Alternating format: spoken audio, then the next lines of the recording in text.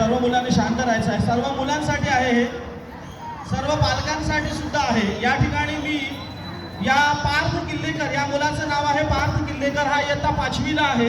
या मुलाने जे प्रसंगावधान दाखवलेलं आहे त्याचा गौरव करण्यासाठी आणि सर्व पालकांना सुद्धा ते कळायला पाहिजे म्हणून मी या ठिकाणी त्याच्याबद्दल तुम्हाला थोडक्यात माहिती सांगतोय.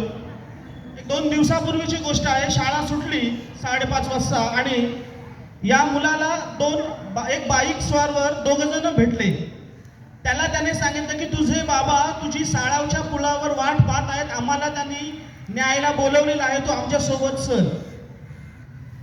या मुलाने त्यांना सांगितलं की माझे बाबा मला न्यायला कधी येतच नाही किंवा मला कोणाला सांगत नाही, माझी बस आहे, मी बसमध्ये जाईल, माझ्या बसच्या काकांना सांगा मला घेऊन जाण्यासाठी तुम्ही आलात म्हणून. त्यांनी सांगितलं तर मी तुमच्या सोबत येईल.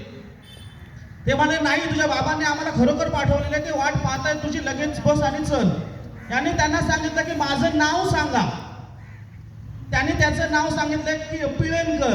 तो म्हणाला हा माझं नाव पिळणकर नाही आहे, माझं नाव पार्थ किल्लेकर आहे, मी तुमच्या सोबत येऊ शकत नाही.